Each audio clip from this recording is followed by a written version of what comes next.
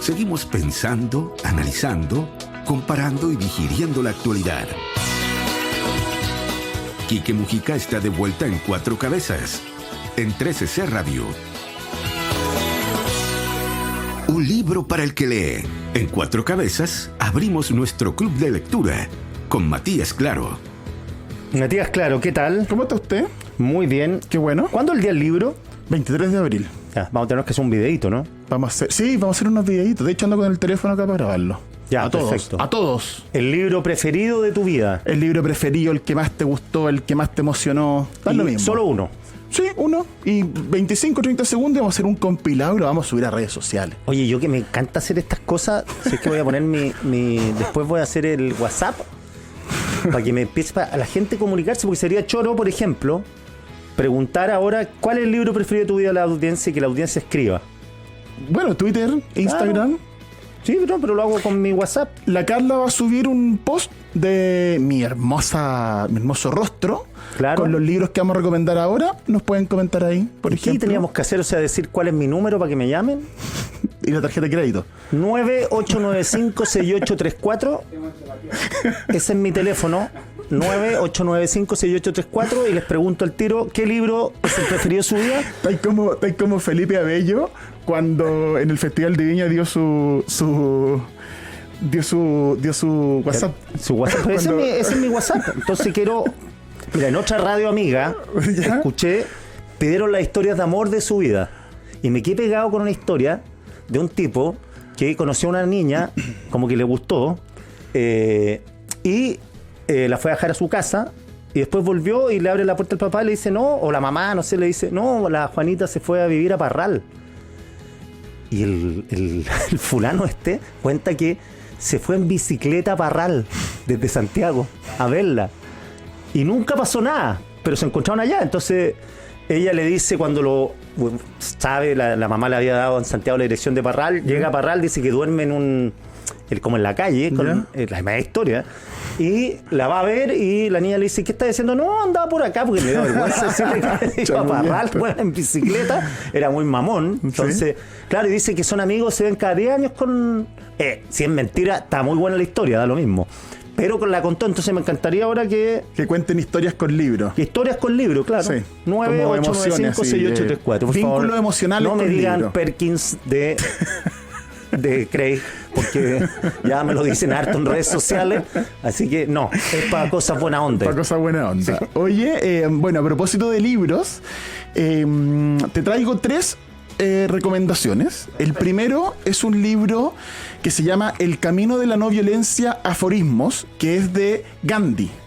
Ah, ya. Está súper interesante, un libro que se publicó hace poco por una editorial chilena, tiene una gracia. Es edición y traducción de un profesor chileno que se llama Alan Meller, que él es doctorado en filosofía en la Universidad de Nueva Delhi. ¿Ya? Ah, ya. Es un gallo muy capo. Gandhi me imagino que escribía en indio, ¿no? Porque acuérdate que la mayoría de las clases ilustradas hablaban todo inglés. Claro, es colonia británica, claro. Esa es la lucha de Gandhi, pero claro, tiene estos aforismos son una selección de perlitas de pensamiento, de sabiduría, de los distintos textos que Gandhi hizo. Por ejemplo, no sé, su biografía, entrevistas, diarios, su autobiografía. Y va contando y está dividido en categorías, que lo hace súper interesante porque te muestra, como te decía yo, el pensamiento de no violencia, de desobediencia, la mujer, Dios y la civilización occidental. La vida de Gandhi es fascinante. Sí, no sabía que tenía, no sé si es muy prolífico en libros, ¿no? Nunca tiene leído una autobiografía, tiene diarios, tiene muchas cartas. Ah, mira, muchas cartas. Reconozco mi ignorancia, no tenía idea. Yo la verdad de la figura de Gandhi conozco lo que como que es bien y popular, yo vi la película. Digamos. Claro, que la película además igual blanquea algunas cosas, porque se han sabido cuestiones bien así como cuestionables respecto a la vida de Gandhi, sobre todo estos últimos años. ¿Y qué hizo? Hay dos. Si Gandhi era un degenerado, ya igual cerramos la puerta y nos vamos. No, es que tenía 2 grandes. Es como si Mandela fuera racista, güey. Tenía 2 grandes como aspectos. Uno, cuando él está empezando su carrera activista, él estudia Derecho, se va a estudiar a Inglaterra primero, considera que Inglaterra era la cuna del mundo, entonces se va a Inglaterra, estudia en Inglaterra, vuelve a India, se va a trabajar a Sudáfrica, y en Sudáfrica él se sentía como, yo soy británico en el fondo, claro. ¿cachai? Y los británicos en Sudáfrica le decían, ¿qué vas a ser británico vos?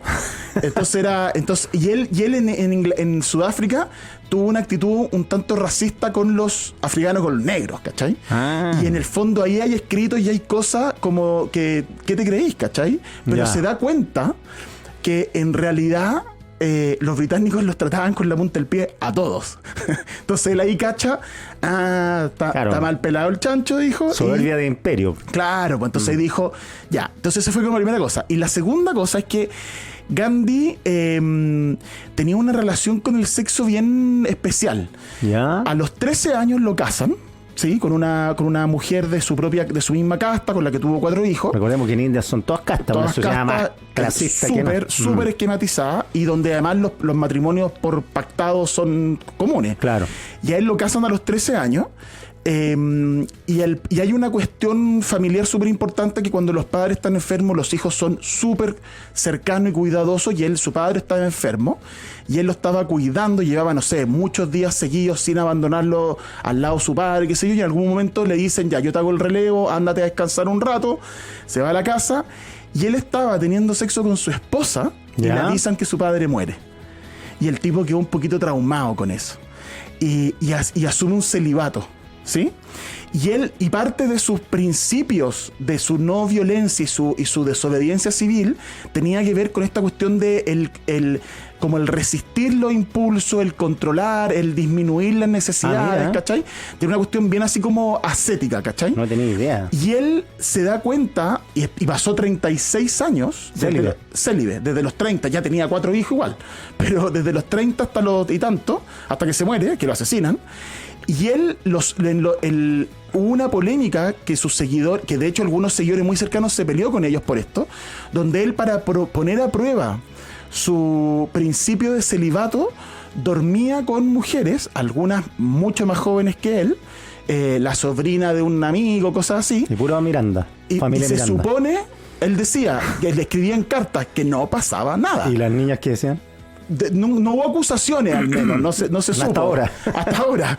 Pero él decía eso. Y hubo algunos que dijeron, no, pero igual esta cuestión es rara, y un poco se alejaron de él. Pero y eso no sale en la película. Claro. ¿Cachai? Eso no aparece en la película. Ahora, independiente de eso, que acá en el prólogo de Alan Meller, que es súper interesante este libro, El camino de la no violencia, los aforismos, que es de Descontexto Editor, una editorial chilena, él aborda, el prólogo, como digo, es muy interesante porque aborda la filosofía de Gandhi, y fíjate que la vincula un poco con Chile, con el estallido. Entonces habla el tema de la violencia y la no violencia, la desobediencia civil. Que fue todo un tema. Claro, que es un tema que todavía estamos debatiendo. ¿Cuánto es válida? Octubrismo, noviembrismo, ¿cachai? O sea, en el fondo era, durante el octubrismo, era sin violencia no hay respuesta del Estado. Exacto. Claro. Que, entonces, él va hablando sin tomar una postura definitiva de qué es lo que está bien o qué es lo que está mal, pero él va diciendo, hubo gente que alegó justamente eso, de que la violencia fue necesaria, de que la violencia es una respuesta a una violencia engendrada en el Estado, en la desigualdad, en la pobreza. Y el otro debate también era hasta cuándo dura la violencia, hasta que se obtienen las soluciones. Exacto. O es una escalada, una espiral sin parar. Exacto. Entonces, súper interesante el prólogo de Alan Meller desde ese punto de vista. Lo va vinculando con Gandhi, con la vida de Gandhi, con su filosofía, y luego ya nos vamos a los aforismos, donde son de estos textos que dejó Gandhi, que además su nombre era Mohandas Karamchand. Mahatma se lo puso Tagore. Mahatma Gandhi. Mahatma es alma grande. Y se lo puso Rabindranath Tagore, que es el premio Nobel de literatura indio, un poeta extraordinario. Que por eso él se puso Rabindranath por Rabindranath Quintero, ¿no? O al revés. Puede ser, no lo descartemos. Y el asunto es que reúne estas como perlas de sabiduría que digo yo, que son increíbles. Y fíjate que una cosa que me sorprendió leyéndola es en estos aforismos lo progresista que era en su filosofía Gandhi en relación a la mujer. Pero él era de un conservadurismo también súper marcado, bien como contradictorio, porque él quería una India unida, con musulmanes, con todo el mundo, digamos, con hindú, con todo el mundo, pero súper tradicional, así como agricultora, ¿cachai? Con ropas propias, tenía todo un cuento como con volver a su identidad más antigua, por así decirlo, a sus orígenes. Y bueno, India se separa con Pakistán, después viene todo este cuento. Y tienen un problema hasta hoy día. Hasta hoy día, y en los textos y en los aforismos en relación con la mujer es súper interesante. Las frases que estaba hablando un hombre de 1930, 1940. Entonces, no sé, por ejemplo, el hombre debe aprender a cederle el lugar a la mujer. No hago distinción entre hombres y mujeres. La mujer debe sentirse tan independiente como el hombre. El coraje no es monopolio de los hombres. Chuta, eso, pero bien adelantado. Si naciera mujer, me rebelaría contra cualquier pretensión por parte del hombre de que la mujer nace para ser su juguete. Súper adelantado. Entonces tenía estas cuestiones, pero por otra parte, a los 60 años, no me acuerdo hasta a qué edad, viejo, dormía con cabras chicas de 20 y tenía esta cuestión con él tiene muchas frases de sexo, de no, tienen que ser célibes, ¿cachai? Tiene una cuestión con eso. Bueno, hay dos hitos increíbles en la vida de Gandhi. Uno tiene que ver con que él se empezó a fabricar su propia ropa como un principio de su desobediencia, que era la no cooperación. En el fondo, yo no voy a cooperar con mis dominadores, entonces les dejo de comprar ropa, me la hago yo mismo. Y ahí se hacía esas túnicas. Y él daba entrevistas y hacía cosas con el telar mientras hacía su ropa. Entonces esa era una primera manera de decirle, yo no voy a estar con ustedes. Y luego la marcha de la sal, que es un tema que uno conoce así como muy por encima, pero leyendo y conociéndolo es bien increíble. La marcha de la sal había un monopolio de la sal por parte de los británicos, cobraban un impuesto y la sal era esencial en la alimentación, en la comida, en la mantención de las carnes, porque no había refrigeración. Claro, entonces la sal era fundamental para la dieta de cualquier indio, digamos, y había un impuesto. Y Gandhi organizó la marcha de la sal, que caminó no sé cuántos kilómetros al mar, entra al mar, saca agua así con la mano, la pone en una olla, evapora y queda la sal. Y ese acto tan sencillo generó un camino, un ejemplo, digamos, donde toda la gente fue haciendo su propia sal. Hubo gallos presos, asesinados por hacer esto, represión. Buena historia. Y era la marcha de la sal. Y la marcha de la sal en los 60 inspiró a Martin Luther King para su marcha El Millón de Hombres. Ah, no te creo. Y Martin Luther King viaja a la India en algún momento. Para aprender esto. Siguiendo la filosofía de Gandhi, pide dormir en la pieza de Gandhi. Dice, quiero conocer la casa de Gandhi. No, porque Gandhi ya estaba muerto. A Gandhi lo asesina en el 48. Claro. Un gallo de ultraderecha lo asesina porque estaban en desacuerdo con su idea y lo mata. Y Martin Luther King va a la India, le tenían un hotel, hacía todo cachete porque era Martin Luther King. Y dice, no, yo voy a dormir en la pieza de Gandhi. Una pieza común y corriente. Sí, pues. ¿Cachai? Así que es bien interesante la vida de Gandhi, y este libro de una editorial chilena, El Camino de la Nueva Violencia, de Descontexto Editores, reúne estos textos, estos aforismos que sirven como una puerta de entrada al pensamiento de Gandhi, que con esas sombras también no pierde vigencia, y hay que rescatar, claro, y hay que rescatar las cosas. Oye, la marcha de la sal que mencionas tú fue entre el 12 de marzo y el 6 de abril, o sea, fue una movilización larga. Porque mucha gente empezó poco a poco a ir al mar, a sumarse con este ejemplo de él, ¿cachai? Y empezó la represión y ahí los británicos cacharon, no podemos controlar esto. Claro. Entonces tuvieron que empezar como a regular y terminó después. O sea, a los británicos lo que más les convenía era la violencia en ese caso. Claro. No la desobediencia civil, porque la violencia justifica la represión. Exactamente. Pero cuando tenía un gallo que está rezando y meditando... ¿Cómo lo reprimí? Claro, le pegáis palo, al final lo mataron. Lo asesinaron, claro. Así que es el primer libro, El Camino a la No Violencia de Gandhi. Lo segundo que te quiero recomendar es una colección de libros infantiles de una editorial que se llama Nuestras Diferencias, que es una editorial chilena que tiene una pega súper bonita porque está haciendo... Estos libros son de la colección Piriwin. Me encanta. Piriwin, me encanta ese nombre. Precioso. Piriwin. Y es como un bonito. Así me cuando chico. Piriwin. Y dice, busca iniciar y acompañar a niños y niñas en la práctica de una convivencia empática.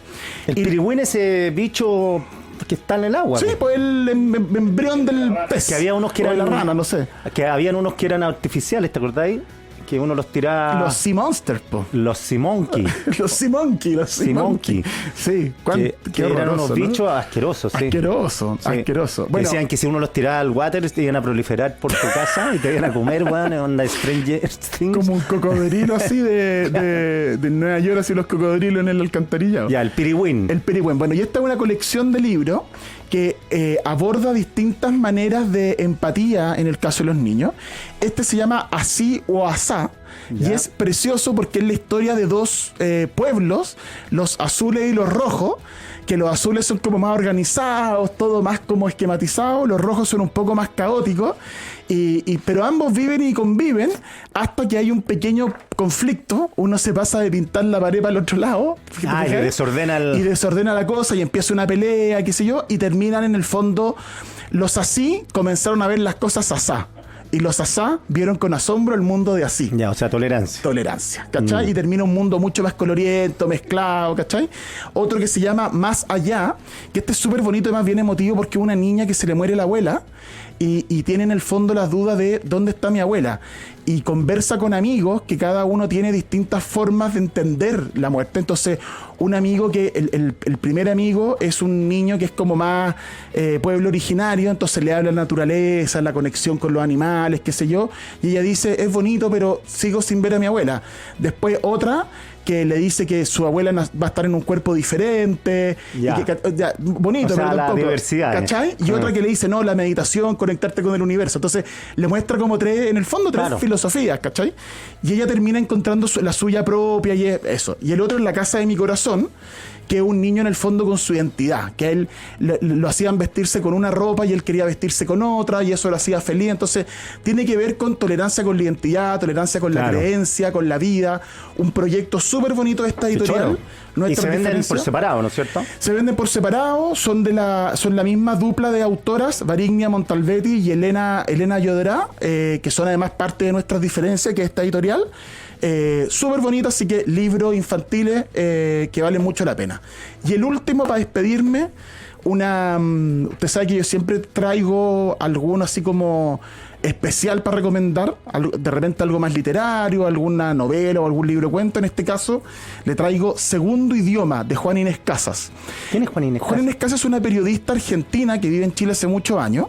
Ella trabaja acá como en periodismo cultural, en prensa.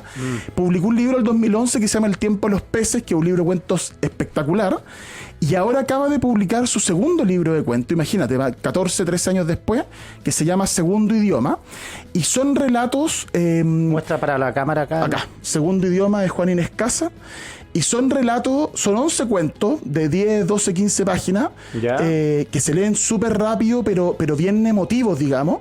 Donde lo que la historia del mundo de Juana Inés Casas tiene que ver con cierta intimidad, donde se está incubando algo que no sabemos bien qué es, pero que rompe un poco con la armonía, con la felicidad, con la unión.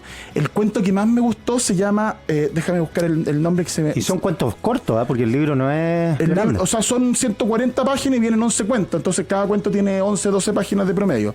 Uno que se llama El principio del amor, y se trata de una mujer que tiene un hijo, una pareja que tiene un hijo, y la mujer está como en una especie de entre depresión postparto y frustración vital, y está enamorada de su hijo, en el fondo lo cuida, pero algo no le calza del todo, y con el marido están bien pero están mal, y tratan de salir juntos como para retomar cierta complicidad, y se siente incómoda, y en la casa donde ellos están aparece una mancha de humedad en la pared y las cañerías empiezan a fallar, y es toda una metáfora en el fondo como el hogar cae, ¿cachai? Claro, cómo se va desintegrando. Súper bonito el cuento, súper bueno el cuento Segundo Idioma.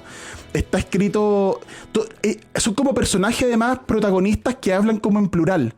Entonces, el primer cuento son unas niñas que están en un matrimonio y dicen, nosotras las más chicas estábamos acá, las primas, y mi hermana estaba en el otro lado, y hay una imagen ahí de violencia sexual que ella es testigo y queda como un secreto familiar, una cuestión bien macabra también.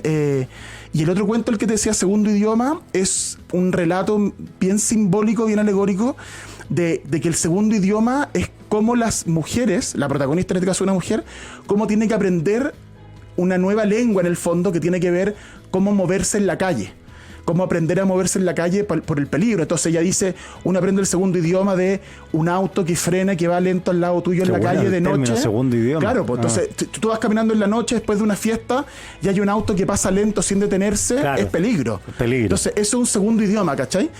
Un libro de cuentos precioso. Juana Inés Casas es una gran autora que, como te digo, ha publicado dos libros de cuentos. Yo soy muy fanático de su obra, así que se los recomiendo un montón para que lo busquen. Juana Inés Casas, Segundo Idioma, de Editorial Montacerdos, también una editorial chilena, así que puro editorial chilena hoy día. Excelente, Matías Claro. Así que vamos a grabar el video. Vamos a ver el video y la próxima tiene semana... el video? 1 minuto. No, 30 segundos, nada. Ya. La próxima semana va a estar en Puerto Idea, así que nos contactamos desde allá. ¿En Antofagasta? En Antofagasta. Ahí va a ir para allá. Voy para allá, así que vamos a recomendarle libros de los autores y autoras que están Es bueno, invitados a Puerto Idea, me gusta. Sí, entretenido. Ya. Cabezas sin límites y con mucho que aportar. Escuchas aquí.